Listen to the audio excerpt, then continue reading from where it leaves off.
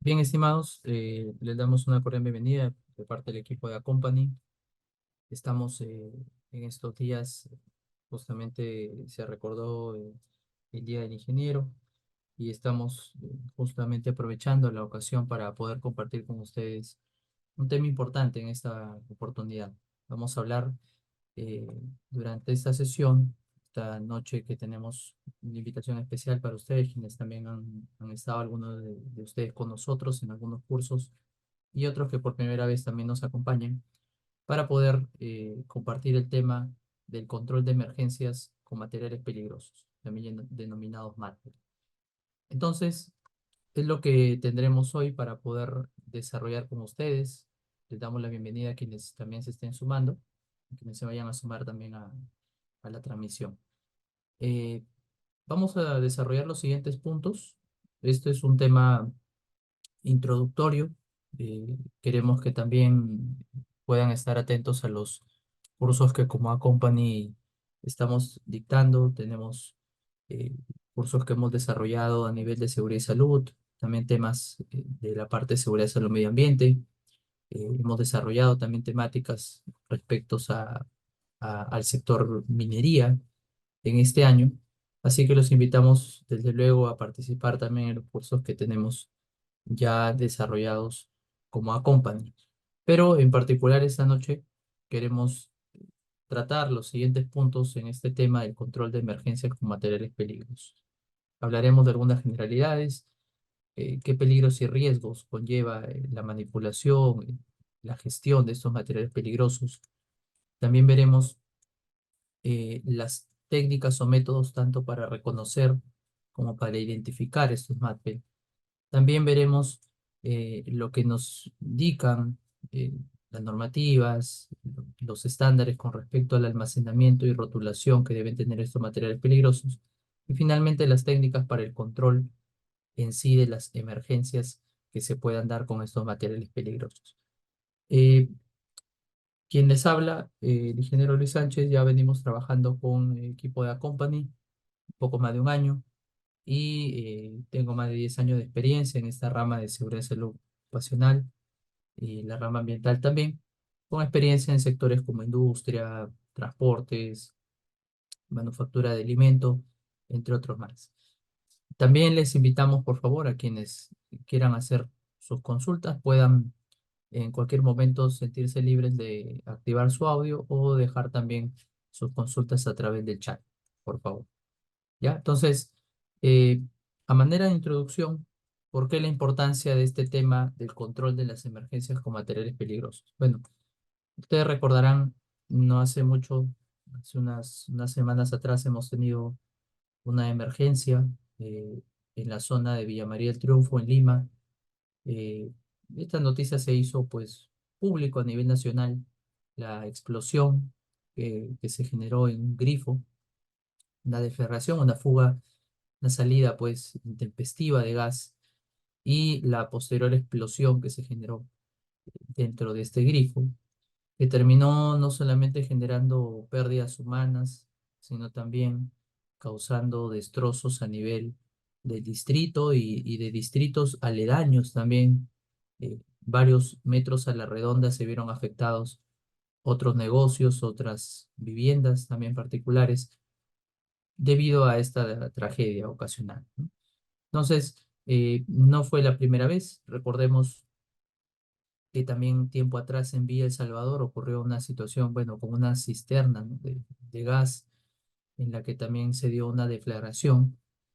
Y esos son solamente algunos de los casos que podremos mencionar, porque en realidad hay muchas otras experiencias aquí en el país que hemos tenido de emergencias con materiales peligrosos. No son las únicas, hemos tenido otras emergencias más que nos dejan claro pues que viene a ser necesario, ¿no? La implementación de acciones, de medidas. Muchas veces se está viendo que las mismas autoridades pasan por alto el tema de la fiscalización y las medidas de control, ¿no? Los procedimientos también de cómo se dan finalmente los abastecimientos de combustibles dentro de los grifos, entre otros errores más, fallas más que se han presentado que han ocasionado este tipo de tragedias. Sin embargo, lo que queremos hoy día ver es cómo podemos atacar, cómo podemos controlar o responder ante una emergencia particular generada por un material peligroso. Para ello, primero, definamos, ¿no? ¿Qué cosa es un MATPEL, ¿no? Sería lo primero. De acuerdo a la definición que encontramos, por ejemplo, del estándar americano de NFPA 472, encontramos que un MATPEL viene a ser cualquier sustancia que puede hallarse en diferentes estados, sólido, líquido, gaseoso, pero que puede y tiene el potencial de causar daño. Por eso se denomina material peligroso. Y su daño no es solamente a nivel de las personas, también puede causar daño a nivel del medio ambiente, a nivel de las instalaciones mismas, como el caso que acabamos de ver, de la deflagración de este gas, que terminó causando daños a nivel de instalaciones también. Entonces, aquella sustancia que tiene el potencial de causar este nivel de daño viene a ser un material peligroso. OSHA también define un material peligroso como el material que puede causar efectos adversos en la salud o la seguridad de las personas que se exponen a dicho material. Porque los trabajadores muchas veces van a tener que manipular estas sustancias y la propia manipulación representa un riesgo también, ¿no? Y para su salud. Lo que vemos en la imagen, por ejemplo, posiblemente la manipulación de un ácido, de una sustancia corrosiva, en algunos casos tóxica, que requiere lógicamente procedimientos para poder ser manejado, manipulado de cierta manera. También tenemos que son materiales peligrosos las sustancias, elementos, insumos, productos o incluso mezclas en los diferentes estados de la materia que hemos mencionado, pero que tienen justamente esas características riesgosas, ¿no? Para la salud de las personas, el medio ambiente y para la propiedad o las instalaciones. Eh, de hecho, vamos a ver en unos momentos que siempre para hablar de un material peligroso, hablamos de por lo menos 6 características que se dan y que convierten a una sustancia en un material peligroso. Y acá les hago recordar esta, este juego de palabras, CRETIP, ¿ya? Para que lo tengan muy en cuenta. CRETIP viene a ser o viene a representar las características principales que definen a un material peligroso. Corrosivo, noten, reactivo, explosivo, tóxico, inflamable y patológico, ¿ya? Corrosivo, reactivo, explosivo, tóxico, inflamable, patológico. Son características, basta que un material presente una de esas características para que llegue a ser considerado un material peligroso, ¿ya? Basta que un material, por ejemplo, sea corrosivo para que sea un material peligroso. Si hablamos de un material corrosivo, se me viene a la mente, por ejemplo, la lejía, un material que lo tenemos en casa, quizá en proporciones que no llegan a representar un riesgo tan alto, pero aún así contiene cierta concentración de hipoclorito de sodio que viene a ser una sustancia directamente corrosiva, por ejemplo. Y así, ¿no? Basta que cumpla una de esas características para que encaje con la definición de un material peligroso. Entonces, eh, estos materiales peligrosos, estas sustancias que pueden causar diferentes tipos de daños a la salud y al medio ambiente, definitivamente pueden generar emergencias, ¿no? Y una emergencia podría ser que esta sustancia que se haya en estado sólido, líquido o gas termine liberándose, termine fugando, por ejemplo, derramándose si se trata de un líquido, fugando o deflagrando si se trata pues de un gas, volcándose si se tratara también de un sólido, pero finalmente esa liberación de esa sustancia podría generar una emergencia, ¿no? Podría traer a colación daños a las personas, al medio ambiente y a las propiedades. Las emergencias entonces que involucren materiales peligrosos se denominan incidentes o emergencias con materiales peligrosos. ¿Y qué han hecho algunas empresas para poder atacar ese tipo de emergencias? Bueno, así como se han formado brigadas, y seguramente ustedes han escuchado hablar de las brigadas, de primeros auxilios, de evacuación, de lucha contra incendios. Bueno, también se han formado brigadas para el tema de MATPEL, ¿no? Las empresas que cuentan entonces con estos materiales peligrosos pueden ver como una buena alternativa la formación de esta brigada, conformar una brigada solamente dedicada a ver y a controlar las emergencias que puedan generarse con materiales peligrosos. Entonces, esa brigada que va a atender los casos de derrames, de fugas, viene a ser denominada la brigada MATPEL, Brigada de Material Peligroso. Y es un buen control que se puede implementar en las empresas, ¿correcto? Ahí tenemos una pequeña introducción. Una vez más, quienes nos acompañan, veo algunos que están hoy acompañándonos conectados. Si tienen alguna consulta, por favor, no duden en interrumpirme. Estoy atento para poderles responder alguna duda, consulta que tengan. Incluso también pueden usar el chat o si desean activar su audio para ayudarles con él. Muy bien. ¿Qué más tenemos? Vamos a hablar ahora de los peligros y los riesgos que tienen estos materiales peligrosos, porque asociados a estos materiales peligrosos podemos enumerar algunos peligros y algunos riesgos. Primero, tengamos en cuenta cómo es que se puede dar la exposición a estos materiales peligrosos. Básicamente en tres tipos de actividades podrían darse la exposición a estos materiales peligrosos. Por ejemplo, en un primer lugar, en el transporte, una primera actividad durante el transporte, porque vemos, por ejemplo, en la calle, cisternas que trasladan gasolina, petróleo, incluso también gas, GNB, GLP. Entonces, durante esa actividad del transporte se van a generar algunos riesgos que vamos a mencionar. Otra actividad, otra situación es el almacenamiento. ¿Cómo voy a hacer para guardarlos, almacenarlos? Porque como veremos más adelante, los materiales peligrosos requieren también ciertos cuidados, ya que hay materiales que no se pueden almacenar juntos, debido a lo que se conoce como la incompatibilidad de almacenamiento. Hay sustancias que no pueden ir juntas debido a que una posible mezcla de esas sustancias pueda generar una reacción, una explosión y otros efectos adicionales. Y otra condición o situación es la manipulación, que es directamente cuando el usuario hace uso de esa sustancia. Por ejemplo, en los laboratorios se emplean sustancias químicas, en la industria en general también se emplean sustancias químicas, y esa manipulación, como vemos, esa manipulación termina pues siendo también una actividad de riesgo, ¿no? Cuando se va a manipular directamente la sustancia química. ¿Qué más tenemos ahí? Eh, en cuanto a las vías de ingreso, que viene a ser eh, cómo la sustancia finalmente va a terminar ingresando al cuerpo, ¿no? Pueden haber varias formas de que este material peligroso ingrese y finalmente termine causando distintos tipos de daños, ¿no?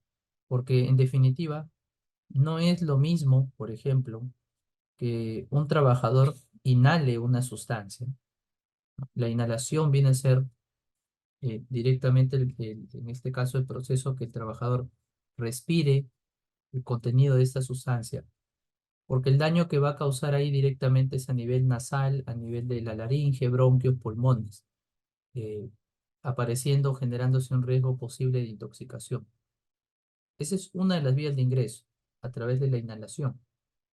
Otra vía de ingreso, quizá eh, una de las que sea un poco más manejable hasta cierto grado, va a depender también, pero con efectos muy distintos de la inhalación, es el contacto con la piel, porque no es lo mismo que alguien respire los vapores de una sustancia, a que la sustancia directamente le caiga en la piel, ¿no? Por ejemplo, le caiga algún tipo de ácido sobre la mano, por ejemplo, sobre el cuerpo. Entonces, en estos casos, es cierto, la piel presenta una capa más gruesa, pero es muy distinto el ingreso por la piel que a través de otros órganos. Definitivamente, incluso las consecuencias o los daños van a ser distintos también. Otra vía de ingreso es el contacto ocular. Esto ocurre, por ejemplo, cuando una sustancia salpica, ¿no? Puede ser que esté manipulando algún tipo de sustancia química en estado líquido. Puede ser también un vapor que se genera y que termina ingresando al ojo con efectos también bastante serios, dado que el ojo es un órgano muy sensible. La vista es quizá uno de los órganos más sensibles que tengamos.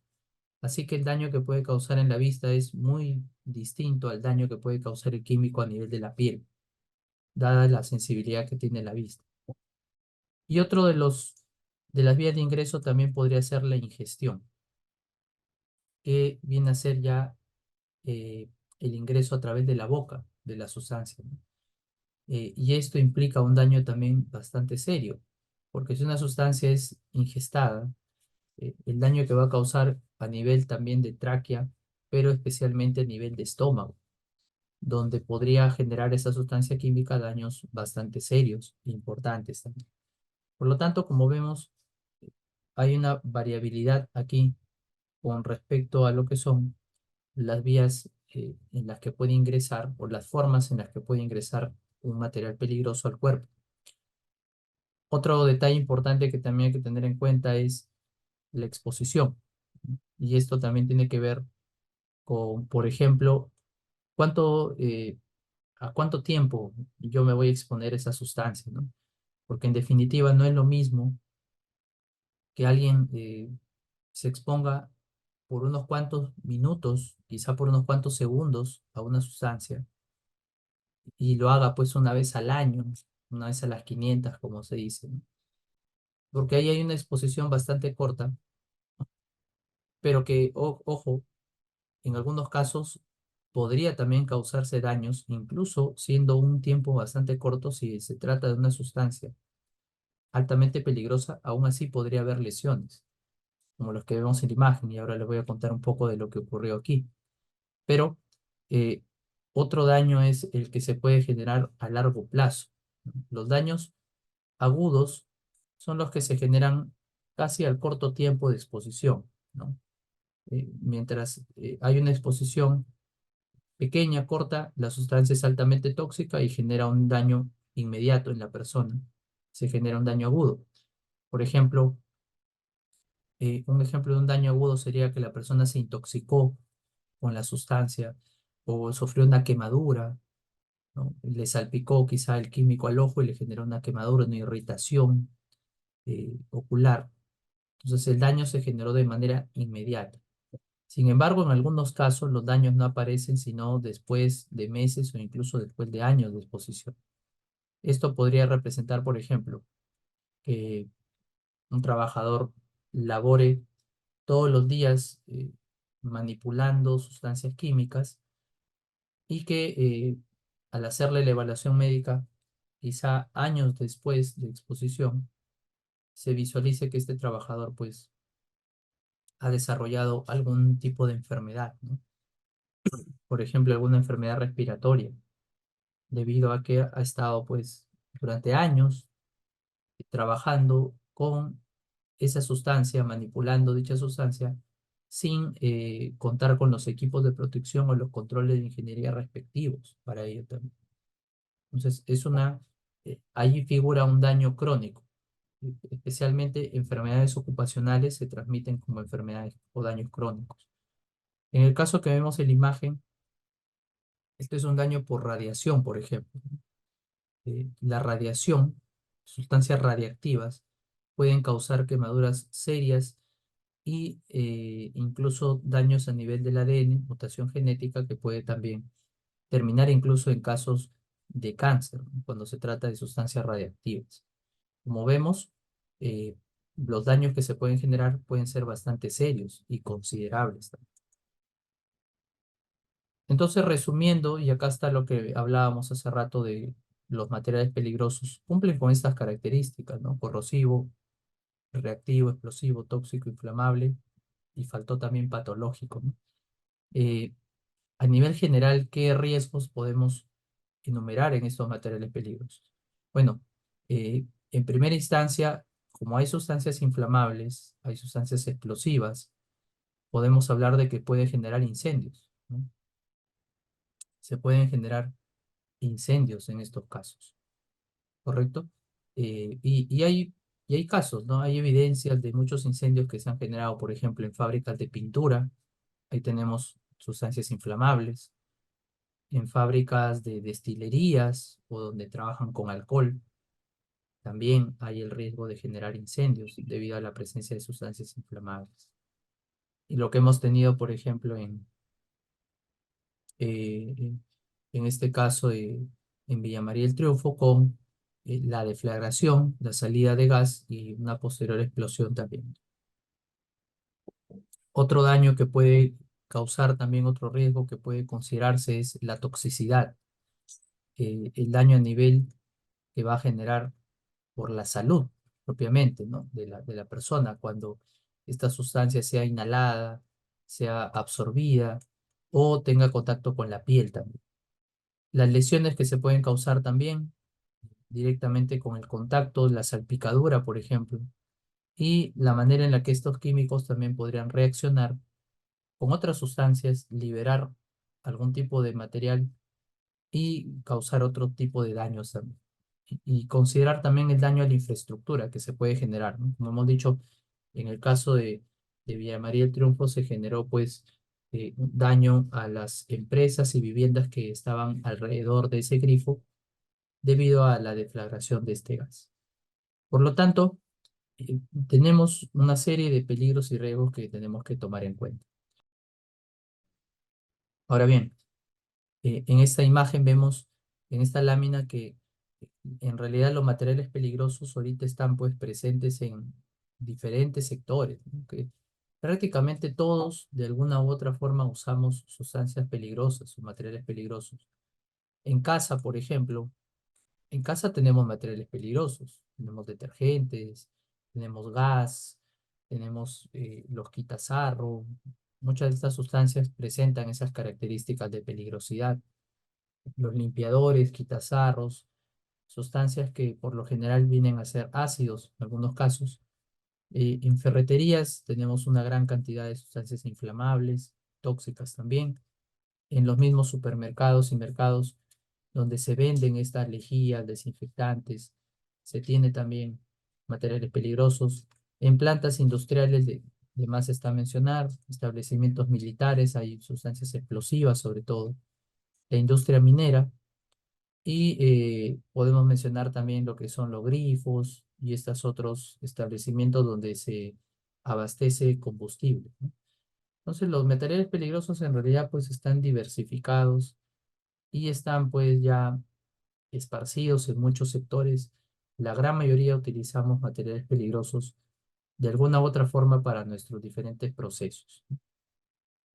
Así que queda claro pues que los peligros y los riesgos que conllevan estos materiales hay que tenerlos en cuenta, ¿no? Hay que tenerlos identificados, y para eso vamos a usar el día de hoy dos métodos: el método de reconocimiento y el método de identificación de estos materiales peligrosos.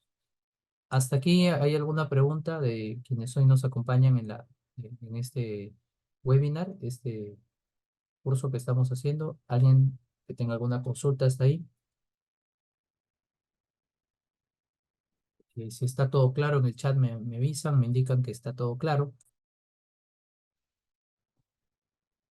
Me gustaría por ahí que alguien mencione si tiene alguna consulta o duda, o estamos bien por ahora, estamos claros, no hay ninguna observación, me indican para continuar nada más, ¿ya? Pero estoy atento, por favor, al chat, o quien desee por ahí activar su audio para hacer alguna consulta. Muy bien, vamos a hablar de los métodos para reconocer e identificar un material peligroso, ¿ya? Excelente, gracias. Muy bien, a ver, hablamos de dos cosas distintas cuando digo reconocimiento y cuando digo identificación, ¿ya? No es lo mismo. Cuando yo hablo de reconocimiento, como yo reconozco un material peligroso, eh, el reconocimiento se da cuando yo identifico que hay un material peligroso, ¿ya? Identifico elementos presentes a la escena en donde se halla un material peligroso, pero no sé su nombre todavía. O sea, el reconocimiento es como que sé que está ahí el material peligroso, pero no sé qué material exactamente es. Me falta saber exactamente qué material o qué sustancia es. Posteriormente vamos a hablar de la identificación. La identificación sí es conocerlo con nombre y apellido. La identificación ya va a ser conocer al material peligroso por nombre y apellido, ¿ya? Pero primero, para yo poderlo identificar, primero yo lo tengo que reconocer. Tengo que primero tener la idea de que está ahí el material peligroso. Entonces, ¿cómo hacemos para reconocer? Bueno, acá mencionamos cuatro formas, las más conocidas, los métodos más conocidos para yo poder reconocer que hay un material peligroso. Por ejemplo, un primer caso es en el lugar en el que ocurre cierto incidente, ¿no? Si a nosotros nos avisan y nos llaman y nos dicen, ha habido un incidente, un derrame de, por ejemplo, de lejía, o tú identificas quizá por algún tipo de aviso o señal que hay un derrame de lejía y te percatas que ese derrame ha ocurrido, por ejemplo, en un almacén donde tú guardas tus sustancias, eh, en este caso guardas las sustancias desinfectantes, entonces es muy probable que tú tengas una idea ahí de qué tipo de materiales peligrosos son, ¿no? O sea, inmediatamente si a ti te avisan que hay una emergencia en el almacén de químicos, tú sabes que en ese almacén hay sustancias químicas. En ese almacén se maneja ciertos materiales. Por lo tanto, el lugar en donde ocurre una emergencia nos puede dar ya cierta idea de qué materiales hay ahí, ¿no? Yo sé que en tal almacén manejan lejía, ácido, etcétera. Yo sé que en planta manejan soda cáustica y tal y tal y tal sustancia. Entonces, el lugar donde ocurre la emergencia me da a mí una idea de qué material peligroso puede estar involucrado en dicha emergencia. Otro también es la forma del contenedor. Por ejemplo, conocemos ya, ¿no? Tenemos muy en claro estas cisternas, las cisternas de gas. Creo que la mayoría de nosotros hemos visto al pasar por alguna avenida, alguna calle, hemos visto cuando ha pasado esas cisternas de gas, ¿no? Incluso las cisternas de gas tienen escrito ahí con letras grandes, gas natural, gas licuado de petróleo, o nos dice gas inflamable, no acercarse, etcétera. Y ya conocemos incluso la forma de esa cisterna. Una cisterna más o menos cilíndrica, ovalada, algo así, y que normalmente se utilizan ese tipo de vehículos o contenedores para trasladar gas, por ejemplo. Por ejemplo, tú ya conoces que este tipo de contenedores, como el que vemos en la imagen, son contenedores que se usan en la industria, muchas veces para trasladar ácidos, peróxidos. Entonces, ya la forma, miren, la forma que tiene el contenedor ya nos puede dar una idea de qué sustancia es la que está ahí almacenada posiblemente, ¿no? Puede dar al menos una idea general de la sustancia que podría estarse almacenada. En tercer lugar tenemos los sentidos. Y no hay duda de que los cinco sentidos, en especial el sentido del olfato, de la vista, nos pueden ayudar a identificar ciertas sustancias también, ¿no? Por ejemplo, la lejía tiene un olor característico, ¿no? Sabemos más o menos qué olor tiene la lejía. Conocemos, por ejemplo, cuál es el olor de, del ácido muriático, quienes hemos hecho limpieza, hemos usado este químico en casa, el alcohol, por ejemplo. Tenemos una idea de cómo huele esta sustancia. Pero por los sentidos no siempre es fácil confiarse porque hay sustancias que no tienen olor. Por ejemplo, el monóxido de carbono, CO, es un gas letal, pero es un gas que no tiene olor. Entonces, la dificultad que tenemos con el monóxido de carbono es que este gas no tiene un olor y eso puede generar complicaciones para poder detectar a este gas. Ese es el caso del monóxido de carbono, por ejemplo, CO. Ya, sí que los sentidos son una ayuda, pero no siempre son una ayuda, eh, digamos, válida o una ayuda que va a ayudar a ciencia cierta. Por eso solamente estamos hasta aquí reconociendo nada más. No sabemos todavía qué sustancia exactamente es. Y finalmente, tenemos también el reconocimiento a través de las placas o etiquetas, ¿no? Por ejemplo, yo observo en un vehículo esta etiqueta, puedo saber que se trata de una sustancia tóxica, ¿no? Posiblemente mortal. O observo que hay un rombo, entonces me da la idea de que se está trasladando una sustancia y vamos a ver ahorita el caso del rombo, eh, que sea, que quizá es tóxica, que quizá presenta un cierto grado de reactividad o que no se pueda mezclar con agua, por ejemplo. Por lo tanto, las placas o etiquetas me van a dar también una idea. No me van a decir exactamente qué sustancia es, pero sí me van a dar una idea general de que se está trasladando cierto material peligroso o que se halla cierto material peligroso allí, en el lugar, ¿no? Lo que me va a ayudar finalmente a yo identificar la sustancia, conocer qué sustancia es con nombre y apellido, es o son los métodos de identificación. Vamos a hablar en esta parte ahora de cuáles son los métodos para identificar, o sea, conocer por nombre y apellido las sustancias, el nombre exacto de esa sustancia. Por ejemplo, un primer método para yo saber exactamente qué sustancia es la que, por ejemplo, se ha derramado, la que ha originado cierta emergencia, es usar el número de las Naciones Unidas. Vamos a hablar en unos instantes de esta simbología, los números de las Naciones Unidas, que contiene eh, dos indicadores. Uno de ellos nos indica desde la parte superior el nivel de riesgo que presenta la sustancia o ciertas características, y el número de la parte inferior nos manda a una tabla que la ONU ha publicado, y en dicha tabla podemos notar categorías de sustancias. Entonces, yo observo un vehículo que tiene esta placa y puedo llegar a la conclusión de qué riesgos tiene esa sustancia y también de qué sustancia se trata. Al revisar la tabla en las Naciones Unidas, puedo fijarme este número a qué sustancia pertenece y obtengo el nombre de la sustancia. Obtengo el nombre exacto de dicha sustancia. De esa manera logro identificar el material peligroso. Otra manera para yo conocer exactamente qué sustancia es a través de las etiquetas que figuran en el contenedor, ¿no? La etiqueta, el rótulo que lleva, a mí me da mucha información. El rótulo me puede a mí indicar el nombre exacto de la sustancia, qué tipo de sustancia es, cuál es su composición química también. Y de esa manera logro, miren, saber exactamente qué sustancia es.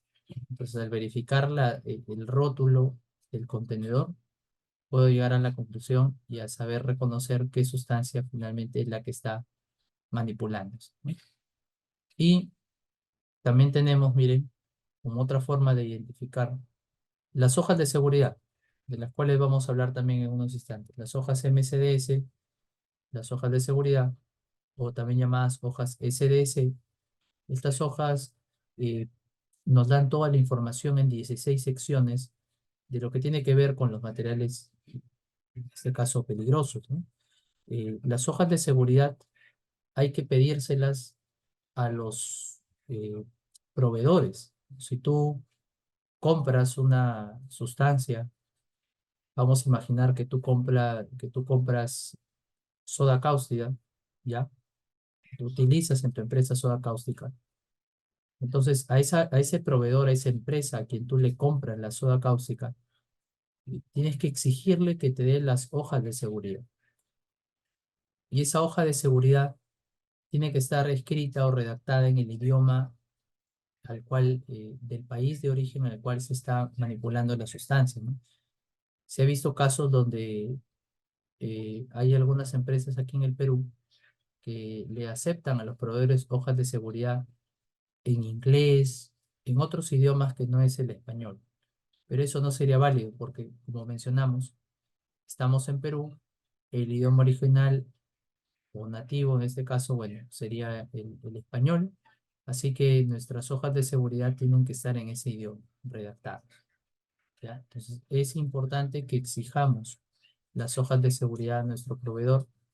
Él es quien nos tiene que proporcionar. De hecho, el fabricante es quien redacta las hojas de seguridad, pero es importante que nos faciliten estas copias de estas hojas para nuestra gestión, porque acá yo encuentro toda la información necesaria para poder yo manejar o manipular tal sustancia, ¿no? De hecho, encontramos 16 secciones, entre las cuales en esas secciones aparecen también aspectos como cómo lo voy a almacenar, qué EPP voy a usar, qué hacer en caso de primeros auxilios, en caso de emergencias. Entonces es información relevante que yo necesito para poder gestionar bien mis productos químicos. Y finalmente en la documentación de transporte, yo también puedo tener cierta idea de las características de tal o cual sustancia química.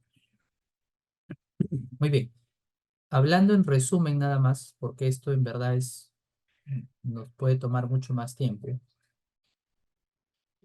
pero resumiendo un poco estos métodos de identificación, uno de ellos corresponde, por ejemplo, a las placas DOT, las placas del Departamento de Transporte de Estados Unidos. Estas placas eh, vienen a ser, diríamos, creadas en Estados Unidos como parte de una regulación para el transporte de materiales peligrosos, pero ya han sido incorporadas dentro de lo que es la GRE, o la Guía de Respuesta a Emergencias, incluso la versión de este año 2024, figuran estas 9 clases, ¿no?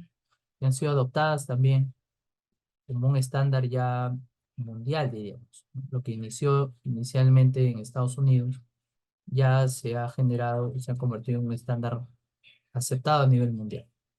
Entonces, en el sistema de clasificación de peligro se dividen en 9 clases las sustancias peligrosas, ¿no?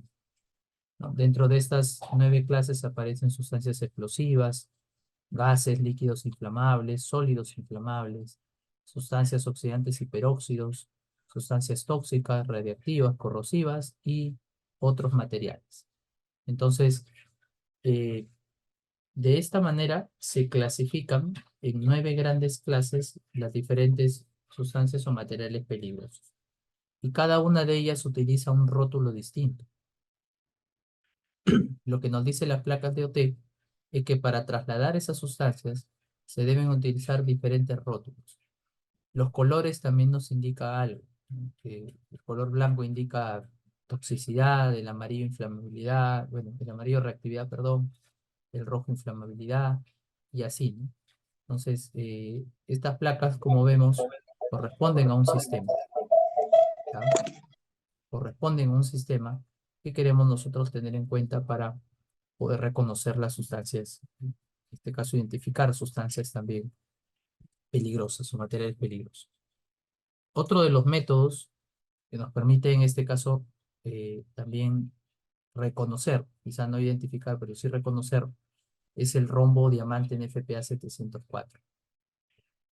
Ustedes lo han visto, este rombo por lo general se usa en el punto donde se almacena la sustancia y nos da información directa a través de una forma muy didáctica en 4 colores. Nos da información sobre 4 aspectos distintos de dicha sustancia peligrosa, ¿no? Por ejemplo, nos da información con respecto al daño a la salud, ¿no? En el color azul aparecen los riesgos a la salud. En el color rojo, lo que viene a ver con inflamabilidad. En el amarillo, la reactividad o inestabilidad de la sustancia. Y en el cuadrante blanco, algunos peligros adicionales. Aquí nos interesa sobre todo enfocarnos en los 3 el azul, el rojo y el amarillo, porque estos tienen números que van desde el cero, que viene a ser lo mejor, lo ideal, porque el cero representa bajo riesgo en todos los casos, y va avanzando hasta llegar al número 4. El número 4 viene a ser el peor escenario en cualquiera de los de las tres situaciones, ¿no? El cero entonces es lo ideal y el 4 es lo peor, digo, ¿no? Por ejemplo, Ingeniero, adelante, Antonio. ¿podría ser tal vez el cero es menos peligroso y el 4 es más peligroso, por así decirlo? Teniendo en cuenta que hablamos de residuos o digo, materiales peligrosos. O sea, entre más alto es el número, es más peligroso, ¿verdad? Potencialmente, Correcto. por Sí, correcto, correcto, es cierto. Más bajo, y gracias por el punto ahí mencionado, vendría a ser menor riesgo, y a medida que el número aumenta, en este caso hasta llegar al 4 sería el riesgo más alto, ¿no? El mayor nivel de riesgo. Por ejemplo, en el caso del azul, el cero vendría a ser que no presenta algún riesgo para la salud de dicha sustancia, ¿no? Entonces, una sustancia que tenga el valor de cero, cuyo rombo, porque el rombo es para cada sustancia, indique cero, hablamos de una sustancia que no genera algún daño a la salud. Pero a medida que este número pueda aumentar, por ejemplo, en el caso 2 es una sustancia peligrosa, 3 muy peligroso, y 4 sería una sustancia que incluso sería mortal. Entonces, habría que prestarle mucha más atención a sustancias que tengan, por ejemplo, el número 3 o el número 4, ¿no? Incluso el número 2 ya representa un nivel de peligrosidad importante, ¿no? En el caso del rojo, eh, vemos otra característica que es la inflamabilidad. Si es cero, se indica que la sustancia no se va a prender por nada en el mundo, pero a medida que el número aumenta, como vemos, la sustancia se hace más inflamable y el riesgo es mayor. Por ejemplo, en 3, si fuera 3 el valor de la inflamabilidad nos dice que es una sustancia que se prende a menos de 37 grados. Es decir, no necesita calentar mucho para que esa sustancia se prenda. Y claro, lo peor sería que sea 4. Y si es 4 es una sustancia que a menos de 25 grados, o sea, incluso en un clima normal, diríamos, ¿no? Una condición de clima, por ejemplo, de primavera, verano, esa sustancia podría tranquilamente prenderse, ¿no? Entonces hablamos de una sustancia altamente inflamable, si el número fuese 4, por ejemplo. En el caso del amarillo encuentro valores relacionados a la reactividad. Si fuese cero, sería lo mejor porque la sustancia es estable y no tiene ningún problema si se mezcla con otra. Sin embargo, a medida que el número aumenta el riesgo, ¿no? Porque la sustancia se hace cada vez más inestable. En el 3, si hay un choque, puede explotar. Y el 4 sí es lo peor porque es una sustancia que en cualquier momento puede explotar de manera súbita. Y finalmente, en el cuadrante blanco, van algunos riesgos adicionales. En este caso, por ejemplo, en el cuadrado blanco, si encontramos la palabra ox, significa que se trata de una sustancia oxidante. La palabra cor indica que es corrosiva. Este símbolo indica reactividad. La W con una raya indica que no se usa agua. Y estas tres medias lunas cruzadas indican un riesgo biológico. Por lo tanto, el cuadrado blanco no tiene números, pero sí presenta algunas simbologías que nos puede también dar información importante. Este es un método entonces también usado, especialmente el rombo lo vemos más en lo que son puntos de almacenamiento de sustancias químicas. Entonces, si tú tienes un almacén en tu empresa donde guardas sustancias químicas, ahí sería un buen punto para que tú instales ahí eh, estos rombos, ¿no? Como una ayuda, como una identificación para poder saber que se está almacenando sustancias que son peligrosas, lógicamente, ¿no? Muy bien, pero no son los únicos métodos, mire. Veamos otro método. Este método es uno de los que se está usando hoy y que fue, diríamos, en principio, inicialmente propuesto por las Naciones Unidas, que buscaron, pues, un tanto armonizar, ¿no? Por eso se llama sistema globalmente armonizado, porque trataron un tanto de estandarizar o hacer un sistema único, en especial para lo que es el tema de etiquetado de productos. Las Naciones Unidas lanzaron hace años atrás ya este sistema y muchos países ya lo han ido implementando. Si tú, por ejemplo, te vas a Chile, a países como Argentina, estos sistemas ya vienen ya siendo trabajados ahí hace varios años. Al Perú le dieron, al igual que estos países, un plazo para que se pueda también unir, diríamos, y se pueda un poquito alinear y fomentar el uso ya de este sistema globalmente armonizado. Sin embargo, como vemos, ha habido retrasos en la gestión y todavía hay empresas que no están usando este sistema, que en realidad, de acuerdo a una ley que salió el año pasado, una ley respecto al tema de gestión y manejo de sustancias químicas, ya este sistema debería irse implementando con el transcurrir ya de los meses, ¿no? Porque el Perú ya está en realidad está retrasado con lo que es la implementación de este sistema, que ya otros países llevan mucha ventaja con él. Entonces, este sistema lanzado por las Naciones Unidas busca armonizar los sistemas de clasificación y sobre todo de etiquetado de las sustancias químicas, ¿no? A través de un sistema de señales, lo que se busca es armonizar eh, mediante un único sistema a través de pictogramas que nos indiquen los riesgos que esas sustancias pueden tener. Especialmente esto, como le digo, también para lo que es el tema ya de manipulación de sustancias, ¿no? Es de mucha ayuda porque al yo revisar estos pictogramas, puedo fácilmente percatarme del nivel de daño que pueden tener estas sustancias, ¿no? Entonces, por ejemplo, acá tengo pictogramas que van desde, o me pueden indicar riesgo de explosión, parece una bomba acá que está reventando, riesgo de corrosión, también me indican riesgo de inflamabilidad, por ejemplo. Este símbolo indica toxicidad, riesgo a la salud. Este otro símbolo o pictograma me puede indicar que es una sustancia oxidante, esto que puede generar daño a nivel de la salud también, incluso daño mutagénico. Gases a presión, toxicidad para lo que es el medio ambiente con este pictograma y toxicidad aguda o grave para la salud, además de corrosividad, ¿no? Entonces, el uso de estos pictogramas, como les menciono, viene a formar parte de un sistema de etiquetado que se tiene que dar a las sustancias y que como país, el Perú ya tiene que ir implementando estos sistemas. De hecho, ya muchos laboratorios tienen implementado el sistema global armonizado, pero se espera que también las empresas se terminen poco a poco ya de adaptar a este sistema y lo puedan incorporar, ¿no?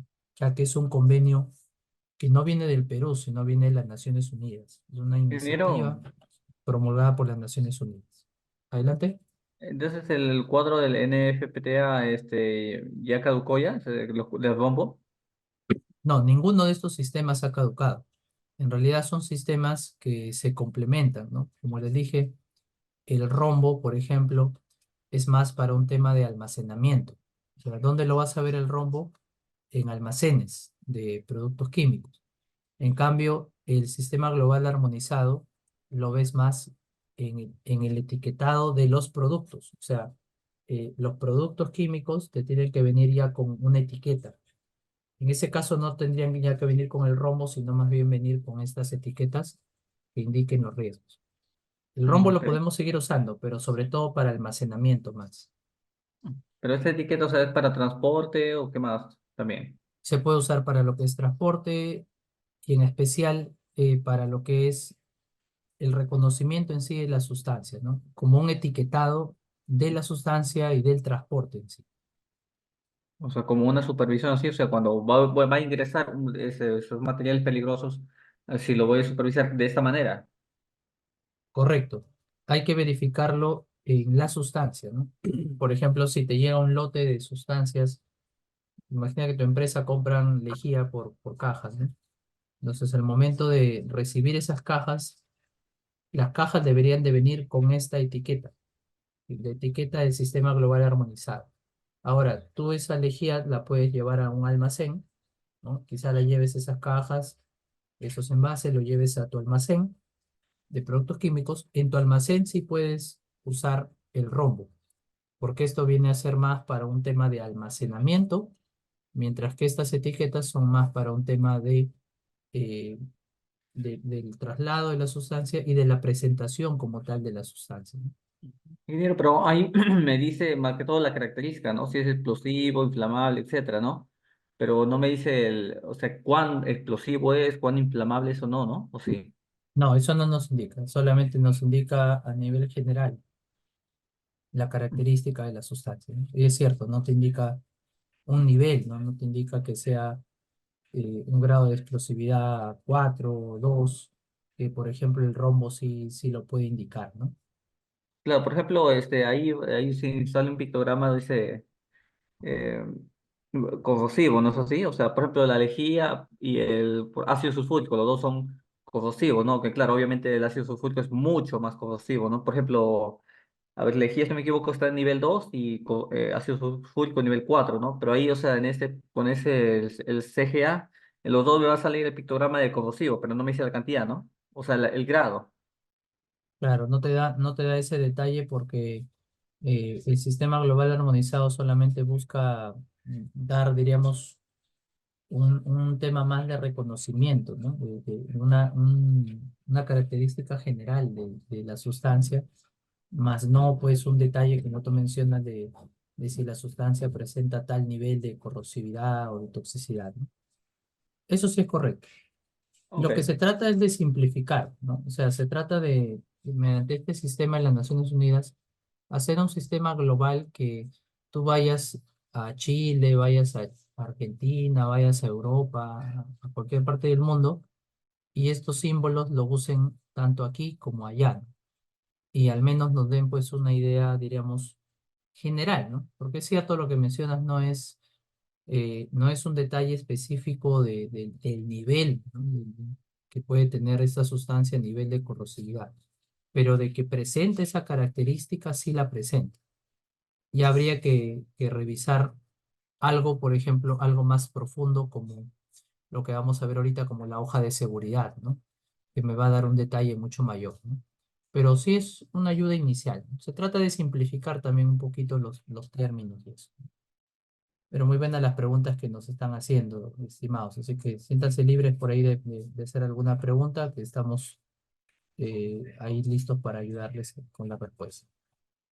Continuando con esta parte, tenemos también el sistema de las Naciones Unidas, eh, que también es más para lo que es transporte, especialmente para vehículos, eh, que como les dije cuenta con estas placas que tiene doble numeración. Esto también inicialmente inició en lo que es Estados Unidos, pero se ha ido un poquito trasladando ya a nivel global, ¿no?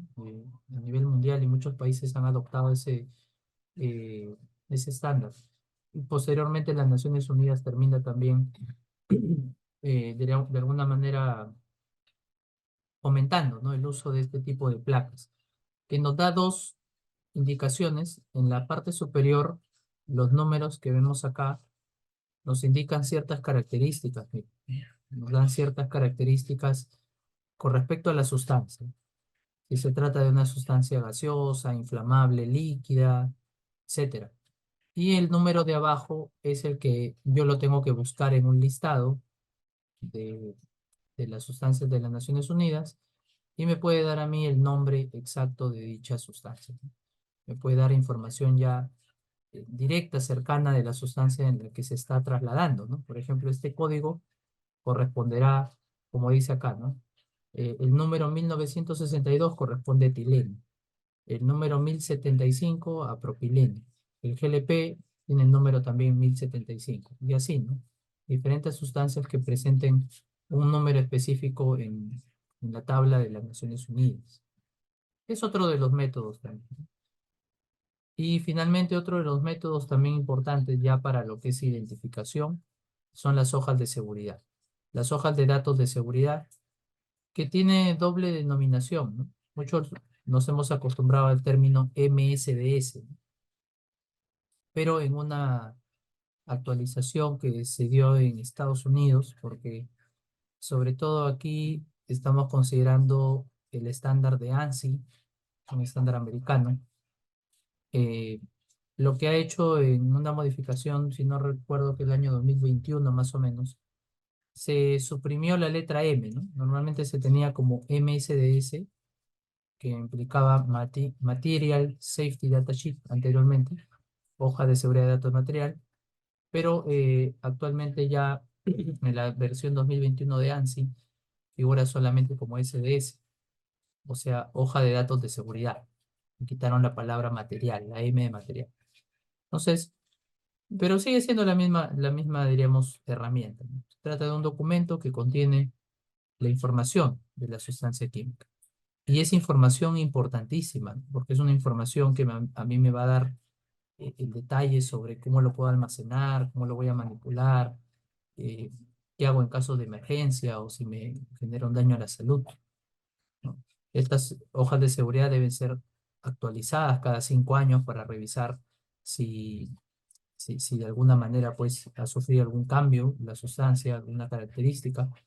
Y como dice acá, esto sí me da muchísima más información, ¿no? Acá yo sí tengo más información que solamente con la etiqueta o con el rombo, como dijimos, ¿no? O la misma etiqueta del sistema global armonizado. Tengamos en cuenta que la hoja MSDS no es igual que la ficha técnica, porque la ficha técnica solamente te da características generales de la sustancia. En cambio, la hoja de seguridad te da información de acuerdo con la ANSI Z401 de incluso 16 ítems distintos, ¿no? O sea, en la hoja de seguridad tú tienes 16 secciones con información relevante sobre dicha sustancia, ¿no? Desde información general, qué composición tiene ese producto, datos de riesgo a la salud, lo que puede causarnos como daño a la salud, primeros auxilios, qué hacer en caso de incendios, qué hacer en caso de derrames o fugas, cómo lo almaceno, qué equipos de protección personal necesito, las propiedades físicas y químicas, la estabilidad, dato toxicológico, información ecológica que es para el medio ambiente, cómo hago para desechar esa sustancia, el transporte, otra información reglamentaria de cada país y información complementaria que pueda necesitar sobre la sustancia. Entonces, 16 secciones que a mí me dan información relevante sobre finalmente una sustancia en particular, ¿no? Y algunas consideraciones que sí hay que tener en cuenta es que todos los materiales peligrosos deben tener su hoja MSDS, su hoja SDS. El personal tiene que estar familiarizado, ¿no? Eso implica las capacitaciones, la charla de 5 minutos para capacitar al personal en el uso de estas hojas. Eh, y hay que asegurar que estas hojas estén publicadas, ¿no? Y que el personal haya revisado la hoja de seguridad antes de manipular algún tipo de sustancia.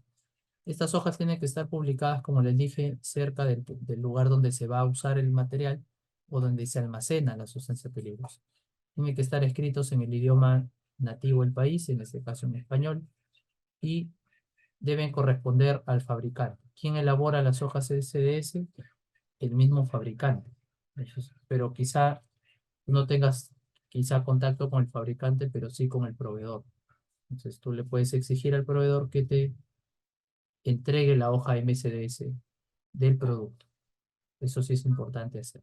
Tienes que exigir, tú compras sustancias químicas, exige que te den la hoja MSDS, porque con esa hoja tú vas a poder entrenar y capacitar a tus trabajadores en los diferentes riesgos que conlleva la manipulación de estas sustancias. ¿Correcto? Bien, hemos conocido a nivel general los métodos de reconocimiento e identificación. Pasamos al tema del almacenamiento y la rotulación. Brevemente, este es el penúltimo subtema. Y bueno, queda claro que cualquier compra de una sustancia, cualquier gestión que se quiera hacer sobre la compra de estas sustancias, tiene que ir directamente amarradas al área de logística, ¿no? Tratemos de que el área de logística sea el área que se encargue de comprar estas sustancias y que exija justamente al proveedor la entrega de las hojas de seguridad, las hojas SDS, que tienen que ser entregadas a nosotros como empresa. Tú como empresa que compras estas sustancias tienes que exigir que te entreguen estas hojas, ¿correcto? Y bueno, además de otra documentación que hay que pedirle al proveedor y archivar también una copia de estas hojas de seguridad dentro de nuestros almacenes. Es importante porque ahorita vamos a hablar del almacenamiento. Y si yo almaceno sustancias peligrosas, dentro de ese almacén tienen que estar publicadas las hojas de seguridad también. Si hay 50 sustancias dentro de un almacén, habrán 50 hojas de seguridad. O sea, debe haber la misma cantidad de hojas de seguridad por la misma cantidad de sustancias que se tengan. Si hay Ingeniero, 20 sustancias, habrá 20 hojas de seguridad. Sí, ingeniero, o sea, pero sustancias distintas, por ejemplo, si tenemos, digamos, hay 50 bases, pero digamos, dos son de ácido sulfúrico, o sea, 10 son de ácido sulfúrico y el resto, las 40 son de lejía, por así decirlo, ¿tiene que haber 50 hojas o solamente ahí serían dos hojas nada más? claro, en ese caso serían dos hojas porque son dos sustancias, ¿no? Por cada sustancia tiene que haber una hoja de seguridad. Por Por cada cada sustancia es sustancia distinta. diferente. Claro, por cada sustancia, familia de sustancia o sustancia distinta, ¿no? Ah, ya, ok. Claro, porque puede haber 100 envases de la misma sustancia, pero es la misma, así que solamente es una hoja de seguridad, ¿no? Correcto. Claro, en un mismo lugar. Si tienes dos almacenes, en cada almacén tendrás que tener una copia de cada hoja de seguridad. Eso sí. Muy bien. El almacenamiento se hace en lugares apropiados y seguros. eh, y lógicamente no es cualquier espacio, no es cualquier lugar en donde yo voy a almacenar sustancias químicas. Tengo que asegurarme que cumpla con ciertas características, entre ellos asegurar que esté publicada las hojas de seguridad, que haya un kit de emergencia, que los envases estén cerrados, que estén las etiquetas disponibles y haya un piso impermeable y que tenga la posibilidad de poder incluso colocar algún tipo de geomembrana para evitar algún tipo de derrame que pueda darse. Eh, en resumen, a nivel general, yo puedo mencionar estos puntos con respecto al almacenamiento de materiales peligrosos. ¿Qué cosas debes de considerar tú en tu almacén de material peligroso? Que estas son áreas exclusivas y que deben de contar con todo lo que es la señalización. Acá sí le puedes meter el rombo, todo lo que hemos mencionado, ¿no? El piso es un piso que es sólido, lavable y que no debe ser poroso porque no debe haber infiltración. La estructura debe ser una estructura sólida, como vemos, incombustibles, con techo liviano. Debe contar con ventilación, de preferencia ventilación natural. Mira, acá por ejemplo vemos que el ambiente está abierto, techado, pero está abierto. Si no, en su defecto, ventilación forzada. Debe tener extintores. Ninguna sustancia química va directamente apoyada en el suelo. Siempre tiene que estar apoyado sobre pallets o sobre racks, ¿ya? Nunca puede ir al suelo directamente una sustancia química. Contar con las hojas de seguridad, un área limpia, sin derrames, los cilindros bien cerrados, clasificados de acuerdo a la compatibilidad que vamos a ver ahora, y los espacios suficientes para poderlo mover. Quizá esto requiera moverlo con traspaleta, con montacargas, entonces hay que darle los espacios necesarios para poderlo movilizar. Acá vemos en la imagen algunos ejemplos. Miren, acá está lo que les mencionaba acá pueden ir las placas DOT, van el rombo también, miren, algunas prohibiciones. eh, Esto es lo que se puede usar, como vemos, en las zonas de almacenamiento, ¿no? Acá están, por ejemplo, cómo yo voy a señalizar mi almacén de químicos. Vemos que siempre se favorece la ventilación natural, pero sí está muy claro el tema de la presencia de las hojas de seguridad, las placas DOT, el rombo, y el tema del almacenamiento a través de racks, de pallets, para evitar que la sustancia esté directamente apoyada en el suelo. Y es importante que haya duchas y lavabojos de emergencia cerca de los puntos donde se almacena y se manipula en especial esta sustancia, ¿no? Y acá tenemos la tabla de compatibilidad o la matriz de compatibilidad de sustancias químicas, que nos da una idea, pues, preliminar, diríamos, ¿no? Porque valgan verdades, cada una de estas clases tiene una barbaridad de sustancias que están dentro de estas clases, ¿no? Pero al menos lo que vemos acá es que me da una idea importante de cuáles no se deben, las que están con una X, al momento de yo cruzar, miren, hacer el match, el cruce, cuáles son las que no se deben almacenar bajo ninguna circunstancia, ¿ya? Y en blanco no hay un riesgo significativo. En blanco no hay ningún riesgo, es decir, no habría problemas si los almaceno juntas. En, con la X son las que no se deben transportar ni almacenar. Y con el círculo rojo si hay un nivel grave al momento de juntarlos. Entonces, en en la X yo ya tengo que tener una precaución. En el círculo rojo, con más razón, queda prácticamente prohibido la mezcla o el almacenamiento de esas sustancias. De alguna manera, si están juntas o si se cruzan, no podría haber un riesgo importante ahí si es que pasamos por alto esta tabla. Entonces, eh, son cosas que, como vemos, hay que tener en cuenta y hay que considerar también, ¿no? Bueno, llegamos a a este último subtema. Acá toda su atención. Hasta acá ya hemos visto eh, algo general sobre los materiales peligrosos. Ya sabemos qué es un material peligroso, qué características tiene. Ya sabemos que hay métodos para reconocer, también para identificar materiales peligrosos. Ya sabemos que hay que tener en cuenta el almacenamiento de estas sustancias. Y ahora lo que vamos a ver es cómo hacemos para controlar una emergencia. Por ejemplo, ¿qué pasa si hay un derrame o hay una fuga de estos materiales peligrosos? Bueno, tenemos la guía de respuesta a emergencia en la versión 2024. Esta guía es una ayuda, en realidad, a pesar de que ha sido desarrollada por el Departamento de Transporte de Canadá, nos da, es una guía mundialmente usada y que da una ayuda importante para conocer los procedimientos de respuesta, ¿no? De las principales sustancias químicas, ¿no?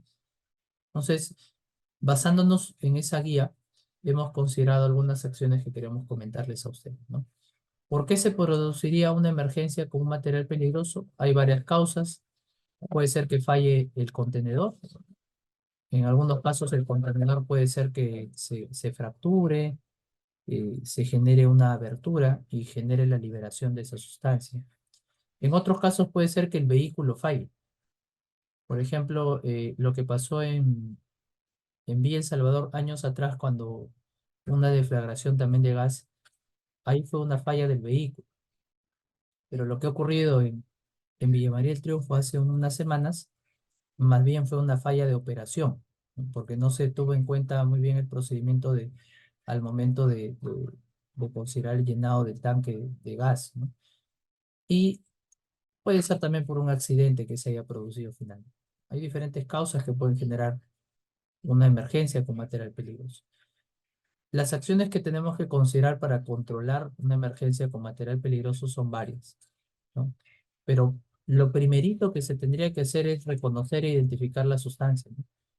Porque tú no te puedes ir a ciegas a, a atender un derrame, una fuga de un material peligroso, si ni siquiera sabes qué cosa es la sustancia, ¿no? O sea, alguien no se puede ir a ciegas a ver qué hago para controlar si no sé qué sustancia es, si no sé qué características tiene.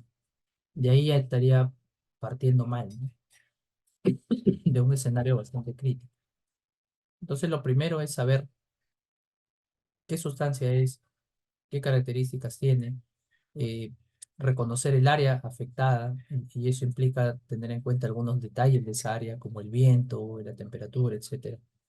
También identificar la causa del derrame, por qué se generó el derrame. Eh, las hojas de seguridad, que es clave, revisar las hojas de seguridad, porque acuérdate que las hojas de seguridad nos da toda la información sobre esa sustancia, ¿no? La hoja de seguridad a mí me dice todo, me dice incluso qué equipo de protección tengo que usar, cómo hago para limpiarlo, me da toda la información. Me coloco el EPP, activo el sistema de comunicación de emergencia porque sé que yo solo no voy a poder hacerlo, necesito una ayuda y aviso a la brigada quizá. y me preparo para poder atender el derrame, ¿no? Y aplico técnicas básicas para controlar. Vamos a ver cuáles pueden ser esas técnicas. Vamos aquí a cerrar esta parte y terminamos después con algunas preguntas, considerando 7 pasos.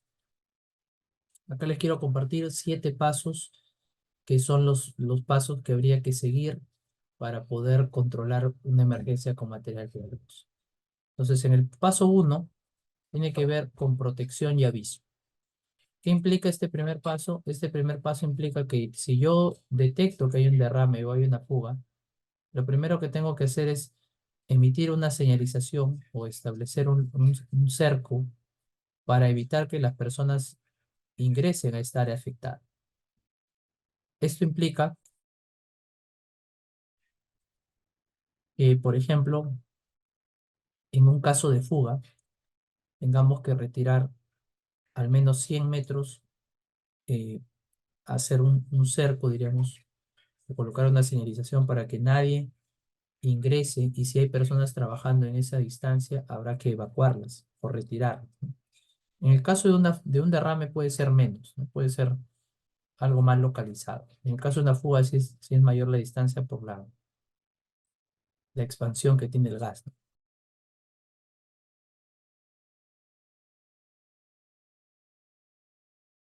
Muy bien. Ahora, luego que hemos dicho hay que advertir a las personas, retirar al personal del área, avisar que ha ocurrido una emergencia y comunicar a la brigada. Si se tratara de que la empresa tiene una brigada MATPEL, podemos comunicar a esa brigada MATPEL. Y empieza lo que es el tema del cerramiento o en este caso, la señalización del área afectada, ¿no? Como vemos, esa primera etapa, ese primer paso, es más que todo una etapa de prevención, ¿no? De avisar y notificar que ha ocurrido esa emergencia. En el segundo paso, yo tengo que evaluar el derrame o fuga, porque como hemos dicho, nosotros no nos vamos a lanzar a atender una emergencia si antes no hemos verificado qué sustancia es, si no hemos hecho o no hemos seguido los pasos para reconocer y sobre todo identificar qué sustancia es. Si queremos directamente identificar la sustancia, tendríamos que recurrir a la hoja de seguridad. Seguramente también será necesario verificar la etiqueta en este caso del contenedor y otras cosas más, ¿no? Pero la información en sí me la va a dar la hoja de seguridad. La hoja de seguridad es un documento clave, porque ahí está todo lo que se va a hacer para atender la emergencia. Acuérdate que la hoja de seguridad te da toda la información. Te da los EPPs, te da cómo lo vas a limpiar, cómo lo vas a recoger. La hoja de seguridad te da toda la información que necesitas. Entonces, de acuerdo a ello, veo y de acuerdo al volumen que ha originado la fuga o el derrame, puedo ver si con la brigada lo vamos a controlar, de acuerdo también a los equipos que exija la hoja de seguridad, o si va a ser necesario llamar a los bomberos, algún medio externo que venga y que proceda con la atención de la emergencia, ¿no?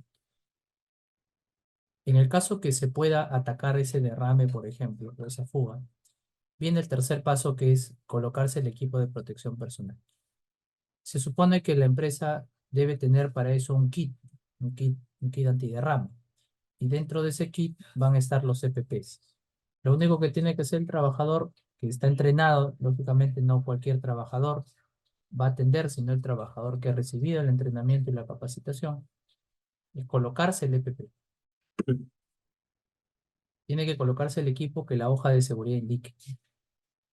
Algo que se tiene que hacer como una primera acción es que si hay un galón que se ha caído y está generando ese derrame, una vez que él ya esté con el equipo puesto, lo primero sería que él controle ese derrame, ¿no?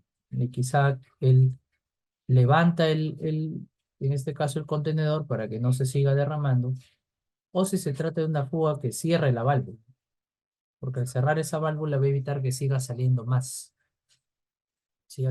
sustancia, ¿no? Muy bien. Bueno, recordemos en el tema de los EPPs que ahí sí hay una variedad de equipos, ¿no? y ahí tendríamos que ya entrar a evaluar varias cosas, ¿no? Por eso lo más fácil es ver la hoja de seguridad, ¿no? Porque la hoja de seguridad a ti te da todo el detalle. Recuerda que no solamente es el equipo respiratorio, también en algunos casos implica un traje, implica guantes, eh, implica una serie de equipos de protección, ¿ya? Pero especialmente los más críticos y a los que hay que prestarle más atención es, por un lado, el equipo respiratorio. El EPP respiratorio es clave y acuérdate que no es lo mismo una mascarilla, o perdón, un respirador descartable, no te protege igual que un equipo que tiene suministro de aire. Eso también hay que identificar, ¿no? Entonces, al momento de definir el factor de protección asignado, voy a diferenciar, en este caso, si me conviene usar o basta con simplemente un pequeño respirador descartable o de media cara, o va a ser quizás necesario usar un equipo con aire, con un cilindro de aire, equipo de respiración autónoma o con el ingreso de aire eh, a través de un flujo continuo. Además, tendremos que revisar la hoja de seguridad para ver si nos pide algún tipo de guante en particular, si nos exige el uso de un traje Tyvek, por ejemplo, de una capucha especial o de algún tipo especial de lentes también, de preferencia lentes herméticos cerrados que eviten el ingreso de vapor o de la sustancia química. Muy bien. Luego, en el cuarto paso, miren, acá es el paso clave, ¿no? Porque en este paso yo tengo ya que controlar el derrame. Tengo que atacar el derrame. Y para yo atacar el derrame o la fuga, es muy distinto la manera en la que yo voy a atacar si se trata de un líquido, de un sólido o de un gas. Si se trata de un líquido, ¿no? Por ejemplo, acá vemos que había un derrame de un líquido. La manera en la que vamos a controlarlo es primero haciendo un cerco para evitar que el líquido se siga esparciendo y luego utilizando material absorbente, que vamos a ver que pueden ser paños, pueden ser almohadillas, eh, o también otro tipo de sustancias como arena, entre otras más. En el caso de sólido, de sustancias sólidas, acá lo único que se queda es tratar de recuperar esa sustancia, quizá usando palas, ¿no? De alguna manera, como se trata de una sustancia sólida, el manejo es muy distinto y habrá que quizá recogerlo de forma manual o usando algún equipo. Y en el caso de los gases, lo primero, como hemos mencionado, es el tema del cierre de la válvula, ¿no? Para un poco cortar la salida de gas. Y después de ello, como una medida de protección, y es algo que hacen los bomberos, utilizar la niebla de agua para evitar la inflamabilidad de ese gas o que se genere una deflagración finalmente. Son algunas maneras para controlar el derrame. Eh, En el caso de un derrame líquido, vamos a ver ahorita algunas medidas adicionales, especial para caso de derrames líquidos. Acá lo que estamos viendo en la imagen es el uso de salchichas, por un lado, almohadillas también, y paños absorbentes también, ¿ya? El control tiene que ser a través de personas entrenadas y capacitadas, porque si no podría fallar y podría hacer que se complique más la limpieza o el retiro de estos materiales, ¿ok? Entonces acá vemos otros métodos que podríamos mencionar como los principales métodos de control de un derrame o una fuga, ¿no? En el caso de una fuga hemos dicho, este es el método quizá principal, ¿no? Si hay una salida de gas, cerremos la válvula. El cierre de la válvula es la acción principal para evitar que siga saliendo ese gas, ¿no? En caso de derrames líquidos, ayuda mucho el tema del parchado, por ejemplo. Si la rotura ha sido en una tubería, se puede parchar, se puede taponar también algunos agujeros que se puedan generar en algunos contenedores. Claro, como vemos acá, la persona está con todo el equipo de protección personal. Cuando ya se genera un derrame, se puede también usar las salchichas para generar diques o cercos de contención. Y vamos a ver también el uso de agentes absorbentes, como la arena, la gravilla o algún tipo de sustancia que tenga esa propiedad de que absorba, ¿no? El tema acá es que vas a tener que recogerlo manualmente y vas a generar un residuo peligroso también, ¿no? Pero es un método válido también que puede ayudar para poder controlar un derrame o una fuga. Acá vemos entonces como las salchichas, que son estos elementos largos que vemos acá, son de gran ayuda para, en primera instancia, poder cercar, ¿no? Poder evitar que el derrame se siga expandiendo más. Las almohadas son para un caudal grande de un derrame, ¿no? Una almohada es, como es un material más ancho, tiene más volumen, permite absorber derrames grandes, mayores, y limpiarlo de una forma más rápida. En cambio, para un derrame menor, para un derrame más chiquito, bastaría no con una almohada, sino con un paño más, un paño absorbente que haga el trabajo de absorción de esa sustancia. Entonces, de acuerdo al volumen, puedo usar almohadas o paños. El quinto paso es el paso de limpieza, lo que implica que yo ya coloqué mi salchicha, ya coloqué mi almohada, mis paños, pero ahora tengo que recogerlo eso. O sea, yo ya hice el proceso bueno, de colocarlo y la almohada y la salchicha o el paño está justamente absorbiendo esas sustancias. Ahora el tema es que eso hay que limpiarlo, hay que recoger ese material y hay que retirarlo. Vamos a usar bolsas para guardar esas almohadas impregnadas de sustancias o esos paños que se convirtieron en un residuo peligroso, acuérdate de eso, ¿no? En una bolsa roja para diferenciarlo como un residuo peligroso de acuerdo al manejo, el plan de manejo de residuos. Y asegurarnos de que el área quede totalmente limpia. Quizá después sea necesario limpiar con agua o lavar con agua y detergente o trapear el piso, ¿no? Eso es una acción adicional, ¿no? Pero asegurarnos de que el área quede impecable, ¿no? Como si fuese antes del derrame. Los materiales que se usaron, porque acuérdate que tú has usado de tu kit antiderrame, imagínate que este era tu kit antiderrame. Llegaste a usar salchichas, llegaste a usar almohadas, usaste paños, entonces no lo puedes dejar así el kit. Tienes que rellenarlo nuevamente. Tienes que volver a ingresar eh, las sustancias que tú has gastado, ¿no? Porque esa almohada no se puede lavar, esa almohada impregnada se convirtió en un residuo peligroso. Entonces lo que nos queda es volver a rellenar nuevamente el kit, comprar, estoquear nuevamente los materiales que se usaron para asegurar de que el kit quede impecable, ¿no? Y finalmente, en el último paso, la revisión de mi plan de respuesta, ¿no? Porque es cierto, tú actuaste, tomaste en cuenta la emergencia, se aplicó el procedimiento, seguiste los pasos, pero hay que tomar acción con respecto a la emergencia. ¿Por qué ocurrió esa emergencia? Habrá lecciones que hemos tenido que sacar de la emergencia y eso nos ayudará a ver si nuestro plan está completo, está al 100%, si tengo todos los materiales para poder controlar. Imagínate que vuelva a pasar esa emergencia. Voy a estar preparado ya. El personal está capacitado, está entrenado, supo cómo actuar ante la situación y qué métodos correctivos se van a tener que tomar a futuro también.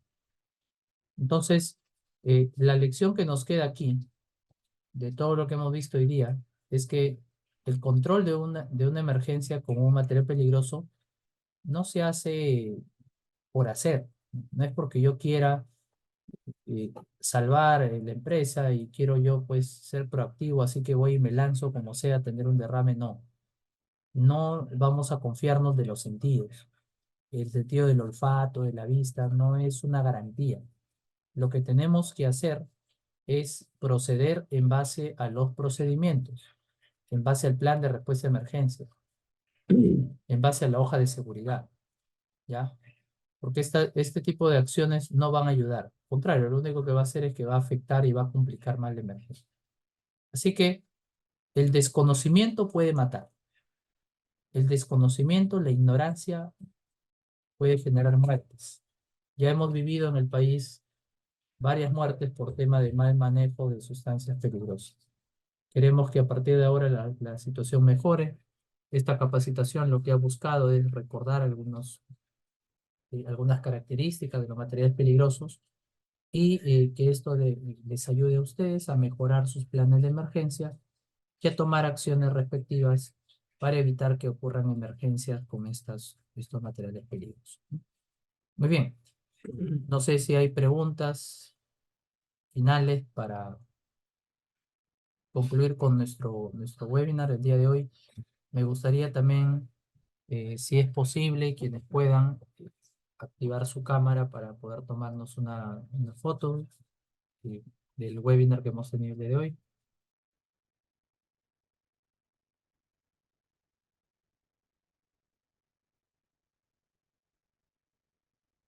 ¿Hay alguna pregunta, estimados? Tengan.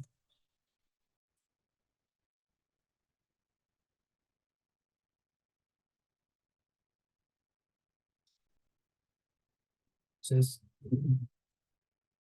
vamos a pedirle a quienes puedan, por favor. Ahí está. Gracias. ¿Hay alguno de ustedes ahí que están activando su camarita? Espérenme un segundo, ya para eh, poder compartir acá la imagen un ratito. Un ratito, espérenme. Vamos a compartirles la imagen.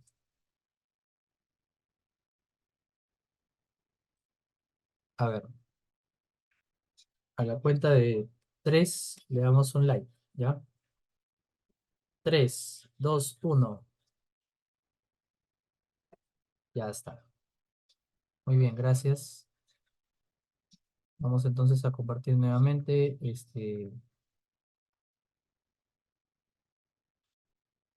¿Alguna pregunta antes de finalizar la presentación de hoy? ¿Tienen alguna consulta, duda? Estén atentos, como les digo, porque como a Company ya hemos lanzado algunos cursos. Si quieren llevar, por ejemplo, el curso de gestión de la seguridad en el sector minero, pregunten con el equipo de Accompany. No sé si tengo acá los números o les paso acá al interno el número. Ya en el chat le voy a compartir el número para que consulten por los cursos que hemos dictado, hemos tenido. Ya hemos desarrollado 3 cursos, un curso SOMA también, alineado a lo que es seguridad, salud y medio ambiente. Ahí les dejo el número para que puedan contactarse y averiguar de nuestros próximos cursos que se nos vienen. ¿Ya? ¿Alguna consulta entonces?